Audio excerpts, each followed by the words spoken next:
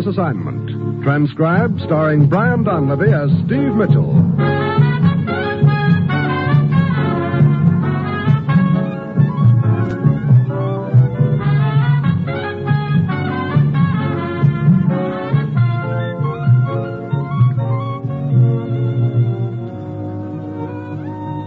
Yeah, danger is my assignment. I get sent to a lot of places I can't even pronounce. They all spell the same thing, though, trouble.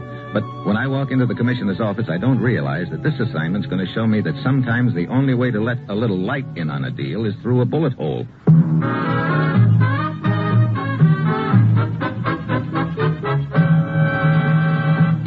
Morning, Commissioner. You sent for me? Steve, you have a rendezvous in Trieste tomorrow night. At 8 o'clock, you're to be waiting on the southeast corner of the Piazza Damo. Waiting for what, Commissioner? A streetcar? Exactly. Huh? The number of the car is 17. When you board that streetcar, you'll be carrying an edition of the London Times in your left hand. You'll be contacted by a man named Sutak. What's this all about? A report on stolen U.S. atomic secrets, Steve, describing how much is known about them behind the Iron Curtain. A report smuggled out by the underground. And Sutak has the report? No, but he can probably tell us where it is. What do you mean? The man carrying the report was murdered in Trieste last night. Short time later, Sutak called our embassy in Belgrade and said he was certain the courier had managed to hide the paper before he was killed. Okay, so I checked with Sutak, but why on a streetcar? I don't know, but those were the instructions he gave. Get over there, Steve, and talk with Sutak. It's vitally important we recover that report. Well, that's it. You've got your assignment. Good luck.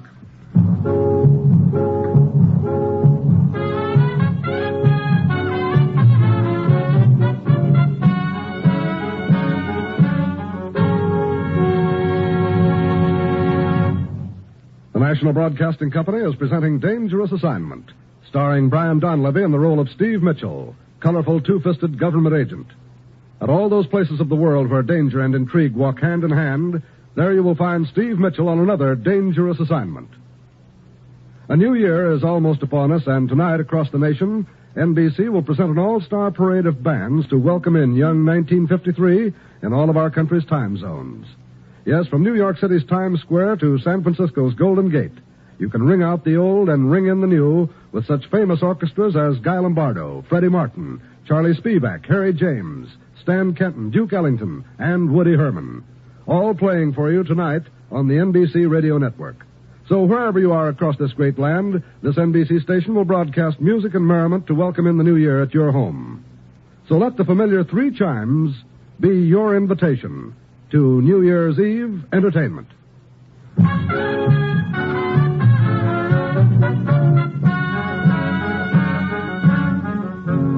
Sure, I've got my assignment. Get over to Trieste, check with a gent named Sutak, and hope he can help us recover a report that will tell us which of our atomic secrets aren't so secret. It's late Friday afternoon when my plane lands. I check in at a hotel, and at 8 sharp that night, I'm standing on the southeast corner of the Piazza Darmo. That's exactly 2 minutes past 8. The streetcar number 17 pulls up. I hop aboard, grab a seat, settle down to wait. Car rolls on, block after block, and I start giving the passengers the once over. There are an even dozen aboard, and I'm trying to pick out my man when a small, beady-eyed gent sitting next to me leans in. Pardon me. May I trouble you for a match? Will a lighter do? But of course. Thank you. I am Zagreb. We will get off at the next corner. Will we? You object? I'd feel better about it if you took your hand out of your coat pocket. Sorry, no. Now get up. Walk to the rear of the car. Slowly.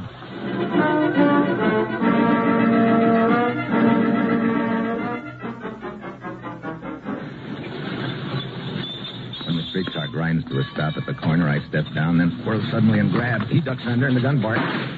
The slugs whistle past my ear, and I fall back against the car. By the time I've regained my balance, the little gent is sprinting across the street. I take after him. For a guy with short legs, he covers a lot of ground, and 2 blocks later, I've lost him. I head for the nearest telephone and put in a call to our embassy in Belgrade. Lowry speaking. Steve Mitchell, Sam. Steve, how are you? Where are you? Trieste? Oh, sure. I had a hunch they'd sent you. How'd you make out with Sutak? I didn't. He didn't contact you? No, but somebody else did.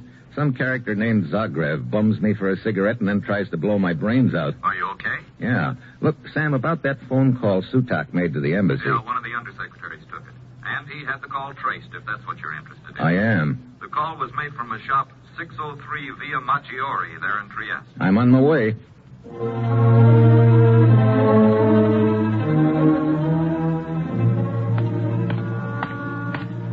603 Via Maggiore is a small tobacco shop at the end of a narrow, crooked street near the waterfront. The shades are drawn and the shop is dark, but I pound on the door.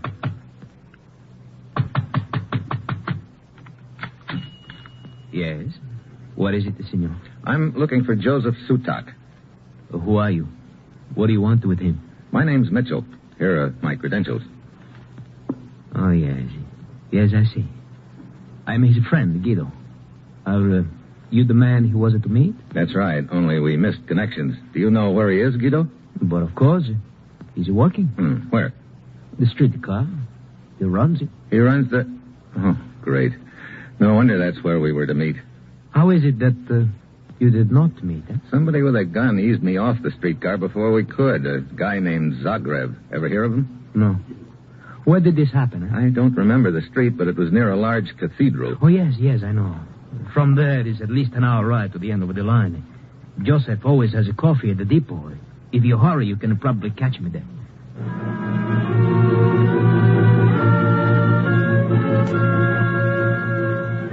I grab a cab and follow the car tracks to the end of the line on the outskirts of the city. I check with a gent behind the coffee counter, but he hasn't seen Joseph Sutak or streetcar number 17 all evening. As I leave the depot, I notice half a dozen would-be passengers stomping up and down on the platform, and a couple of them are muttering assorted dire threats about suing the company. I double back, and half an hour later, I arrive at the other end of the line, the car barn. Joseph Sutak? No, he's not here. Where is he? Where else? 2 hours ago, he took his car out. Number 17. He's somewhere along the line. Are you sure of that? Well, unless he has decided to take his streetcar across the Adriatic. That could be, Buster. Huh? I've just come from the depot at the other end of town. He didn't show up. What? That's right. No sign of Sutak or the streetcar. What foolishness is this? He must be on the route somewhere. He isn't. Neither is his streetcar. You're positive he hasn't come back into the barn? Positive. I've been sitting here for... wait. This is some kind of a joke, huh? It's no joke, believe me. Why don't you check it? But... excuse me.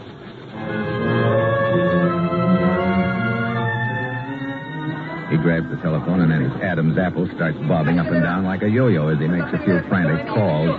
Finally, he hangs up, leans weakly against the desk for support. A second or two later, the door of the office bangs open, and the short, bald-headed man comes bouncing into the room. He looks a little pale, too. What is this all about, you idiot? Are you drunk? I warned you about... Mr. Merslag. Fantastic nonsense about losing a streetcar. Idiot. Imbecile. Look, Merslag. And who are you? Steve Mitchell. Here are my credentials.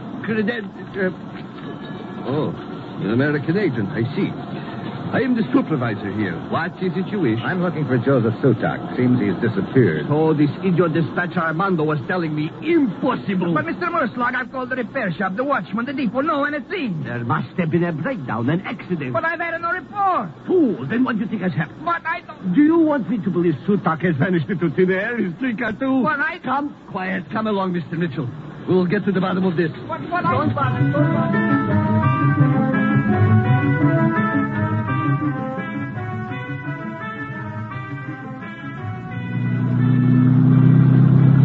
Merslag and I head out in his auto. We follow the car tracks through town. We meet half a dozen streetcars along the route, but there's no sign of Sutak or number 17. Finally, we pull up at the end of the line. Merslag stares down the length of the deserted track. His mouth opens and shuts a few times, but nothing comes out. He looks like a man who's about to slit his throat. We turn around and head back toward town. It isn't until we roll into the warehouse district that he manages to say something. Fantastic. It is absolutely fantastic. Wait, I know. This is all a dream, a nightmare. Yes, that's what it is, a nightmare. Pinch yourself, Merslag, and learn the horrible truth. You've just lost yourself a streetcar, and if you don't mind my saying so, it's a pretty sickening way to run a business. 20 years I've been a supervisor. Never once have I ever lost a car. Never once have I ever... I thought you said there were no other branching tracks off the main line. That is right. What do you call that up ahead? Yes, I forgot about them. Stop the car.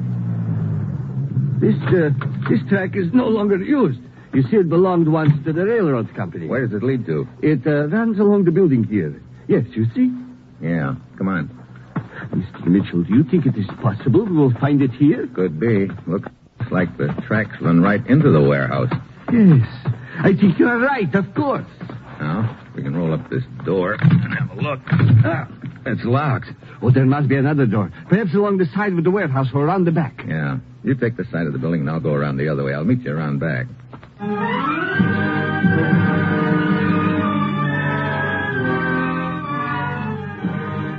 Merslog disappears into the shadows, and I slip around the side of the warehouse. Halfway down the length of the building, I find a door. This one's locked, too. I try my shoulder to it. It doesn't budge. I move along, hugging the side of the building, and then I spot something up ahead. Someone moving in the shadows. I start to ease around a huge scrap pile, a stack of junked automobiles, broken down bathtubs, sinks, and boilers, and then I hear something rattle close by. I look up just in time to see the top of the stack start to topple. I duck, but I don't quite make it.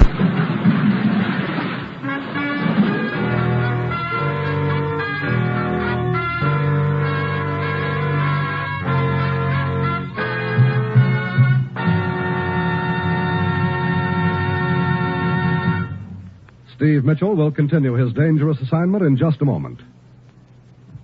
Once again, we celebrate the coming of a new year. Millions of cars will crowd the streets and highways of the nation, and in every car there will lurk an unwelcome stranger, a grim menace who will turn pleasure into tragedy if he can. That menace is death or injury in a traffic accident. This menace has no conscience and recognizes no authority except complete control at the steering wheel. Control, of course, means obeying all traffic regulations, staying within lawful and common-sense speed limits, and refraining from drinking if you drive. Now, when you drive, keep in mind that traffic accidents have been piling up totals of more than 30,000 deaths and over 1 million injuries each year. And holidays always take an appalling toll of fatalities and injuries. So keep on the alert every instant, not only for yourself, but for the other fellow. Be extra careful, won't you? Drive as if your life depended on it, because it does.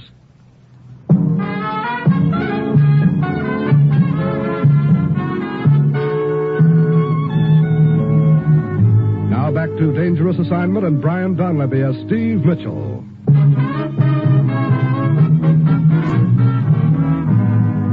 Mr. Mitchell. What? Oh, Merslag. What happened? I heard a clatter and came running. Somebody shoved a pile of junk down at me.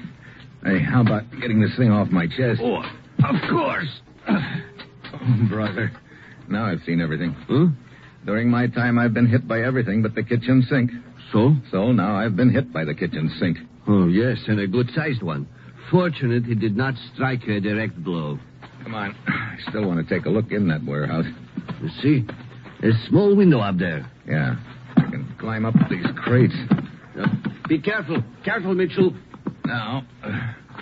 Well? Great. The warehouse is empty. What? Yeah. We drew a blank. Mitchell, this whole thing is utterly fantastic. You're telling me. Streetcar number 17 starts on its regular run today, just as it had been doing for weeks, months, years. You ride on it, you are forced off at gunpoint. Then, poof, it disappears. We search the tracks from one end to the other. No streetcar. No streetcar, indeed. Then we find this abandoned spur line which leads into the warehouse. But again, no streetcar. Wait a minute. Maybe the streetcar was in this warehouse. But you just saw for yourself it was not. I know, but maybe whoever hit me on the head did it to knock me out so he could move the streetcar out of here. But that is impossible. You forget I was in the vicinity, on the other side of the warehouse. Surely I would have heard the streetcar being moved. Yeah, I'm sure you would, Merslog.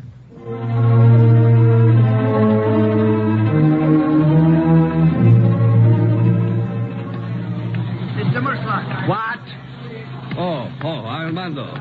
So glad you're back. Any sign of the streetcar, Armando? No, not at all. Oh, fine. You fool, to waste your time. I have men out calling every foot of track, Mr. Murslag. Have all the other cars checked in? Yes, everyone but number 17. See for yourself. Number 1, in. Number 2, in. All right, enough. In all my years as dispatcher, such a thing as... What have you got to complain about? You are only the dispatcher. I am the supervisor. Such a thing could ruin my entire career. Which reminds me, Mr. Murslag, the board of directors is waiting in the office to see. Board of directors? Ruin. Oh, the end. Yeah, don't talk to me, Armando, the end. The broken man. Look, Armando, is there any chance that car number 17 could have gotten back here without being checked in? Impossible. Mr. Mitchell? Huh? Remember me? Hero at the tobacco shop? Oh, sure. Sutak's friend. Did you find him, eh? No, not only I did not find him, we can't even find his streetcar. What? You are joking. Some joke. But how could such a thing be? It couldn't, but it is. Look, Guido, you'd better get back to your tobacco shop. Sutak may try to contact you there, and if he does, let me know right away. Yes, very well. Come on, Armando. I want to take a look around this car barn. Very well, but it's a waste of time. You won't find number 17. See, the cars are lined up according to number. Yeah. I gather that big gap over there is where 17 should be. Yes. This line is complete except for that. See there? The motorman has just backed number 25 into place here at the end. And the other lines of cars are... What's the matter, Mr. Mitchell? Oh, nothing, Armando. I guess you're right. This is a waste of time. You might as well go back into the office. What stopped me in my tracks is a little hole in the side of our car 25, and it looks very much like a bullet hole. I remember Zagreb throwing a shot at me after he eased off the streetcar, and the shot had plunked into the side of the car. I wait until Armando leaves, then I ease casually around to the front. Number 25 is painted right on the wood like all the other cars, but when I look closer, I see a few small nail holes. A plaque with another number could have been put over it. Number 17, for instance. Part of the deal starts adding up now, but I still need a lot of answers. One thing is sure. If a switch was made, the motorman of this car is involved. I keep an eye on him. He signs in, then goes out the back of the car barn. I tail him. He heads into the big junkyard where they keep the broken-down cars and other equipment. He goes in a small shack in one corner. I ease up and peek through a crack.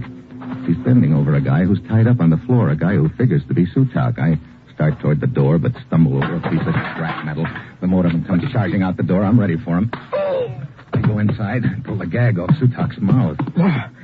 Mitchell? Yeah. Here, I'll get you untied, Sutak. What happened? They've kept me here since this morning, trying to make me tell them where the document is. Come on. You better get out of here before any of his pals show up. Yeah. A lot of junk stacked all over. We ought to be able to keep under cover. Yes. Look, about the document, where is it? I'm not sure. What? Wait a minute. You're the guy who telephoned our embassy in Belgrade, aren't you? Of course. You see, the member of the underground who smuggled the document out is a friend of mine. He came to me for help. They were after him. He said they would do anything to get the document back, that it had to do with stolen atomic secrets. That's right. It's a list of information stolen from us. Go on. He wanted me to hide him. My car number 17 was in the repair shop at the time. I hid him there and telephoned your embassy. I see. Then what? When I came to get number 17 this morning, I found my friend in the alley, wounded. He mumbled something about a streetcar, and then he died. Before I could do anything, Zagreb and the other motormen ran up. They knocked me unconscious and brought me here. Come. Where to? Over there in the other corner of the yard. It must be over there somewhere. Car number 17? Yes. They brought it back here and are searching it for the document, which they believe is hidden somewhere inside. But how did they pull the switch? I heard them discuss their plan. You see, each car is checked out of the barn at the beginning of the shift and back in at the end of the shift. So, the first thing this morning, they moved car 17 back here. Car 25 departs before car 17. So this morning it went out as usual. When it returned in the middle of the shift, they put on a plaque with number 17. Sure. It gets checked out now as 17. Then after I get eased off it, they rip the plaque off.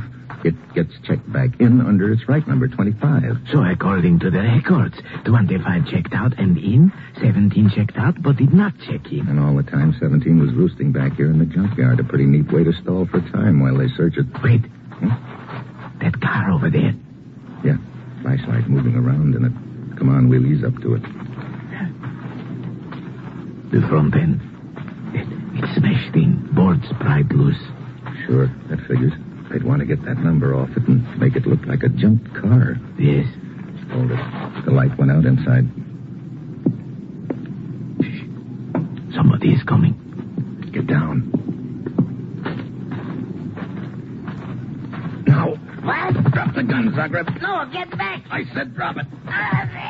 Thanks. I'll take it. Mitchell, you... Well. What's the piece of paper in your hand, Zagreb? I'll take that, too. Come on, hand it over. Very well. Thanks. Glad you finally found it in that streetcar. I came a long way to get this paper, Zagreb, and it looks like I got here just in time. Not quite, Mitchell. What? Drop the gun. Why? It is Guido. Yeah, your friend from the tobacco shop. Guido, what does this mean? You offered me a place to hide. Sure, so he could stay close to you, hoping you'd lead him to the document. It did not work out quite that way, of course, but that is of no matter now. Hand over the document, Mitchell.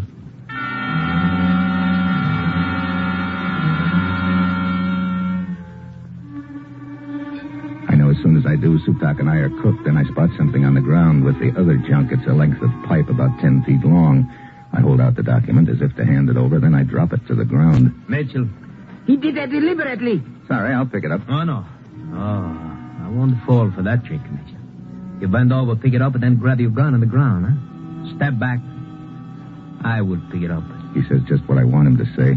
I take a step back. Guido bends over to pick up the document. Suddenly I kick at one end of the pipe. The other end swings around and clips him on the ankle. It throws him off balance. His shot goes wild. Before he can try again, I nail him. He crumples up and his gun flies out of his hands. Zagreb dives for it, but I flatten him. Oh. Well, most effective, Mitchell.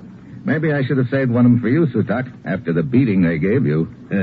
I'm quite happy this way, believe me. That was very quick thinking on your part. Well, it's lucky I spotted that length of pipe. After that, it was a breeze. Or I guess I should say a lead pipe cinch.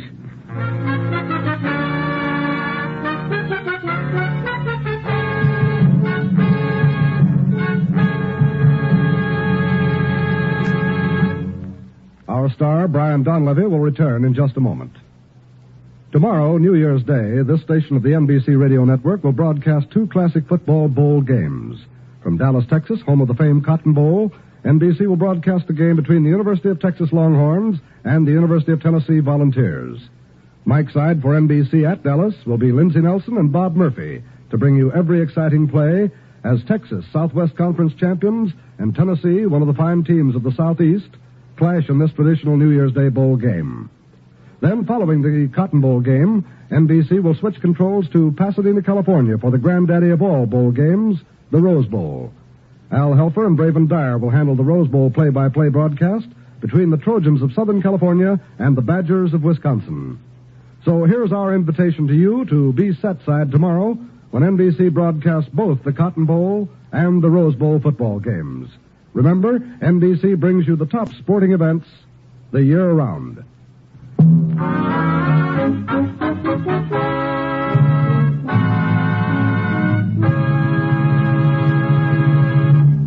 Next week, South Pacific. I add a new tune. Some enchanted clay pigeon. Me. And that will be Steve Mitchell's dangerous assignment next week.